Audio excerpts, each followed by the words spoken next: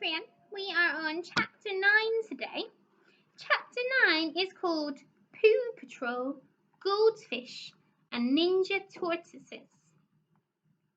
Monday mornings involve a lot of running, arm waving, shrieking, and crying. It's one of the days Mum works at the vet's, and the only day Dad doesn't work from home. So getting me to school, Lolly to nursery, and then to work can be a bit of a challenge.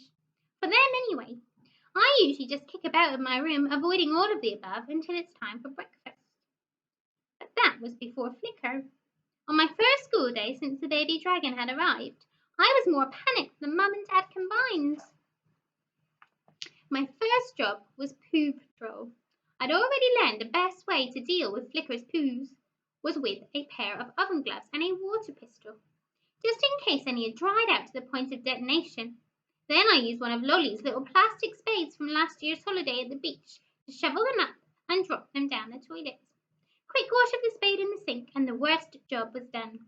The next thing was emptying out my toy box and lining it with my fresh paper and my old dressing gown. I was planning on leaving Flicker my cheese plant and a bowl of water. On that first night, I'd been so caught up in the whole I have a dragon hysteria, I'd forgotten he'd need to drink. It was only when I'd gone to the loo and turned round to see him about to nosedive into the toilet that I figured that one out. Luckily, I caught him just in time. The last thing I wanted was him thinking that was the water bowl. By the time I left for school, I was pretty sure Flicker had everything he'd need to spend the day on his own in my room. But by the time I got to school, I had a nagging feeling I'd forgotten something. As I was racking my brains, Ted, Cat, and Kai raced over. Hey, Tomas, did you know humans share 50% of their DNA with bananas, Ted said. I didn't. And they're herbs too, you know. Humans? Bananas, they're herbs, not fruit. I hadn't known that either, but then I wasn't sure anyone other than Ted knew this stuff. His head was full of it. I've known Ted since we were goldfish. I mean, not actual goldfish, but the size of them. When our mums found out they were pregnant, they went to this class where you find out what to do with babies. I've no idea what they learned, but it had something to do with llamas, I think. That's where they met. And so that's when Ted and I first met.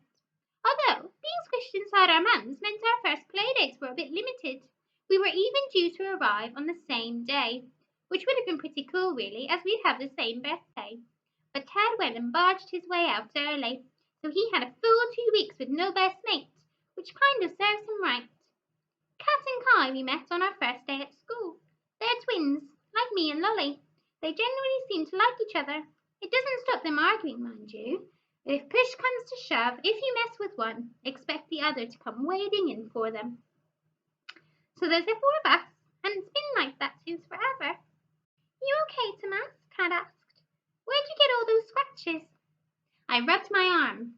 Until Flicker had got the hang of his tail, every time he batted it about, the arrowhead end had gouged into my skin.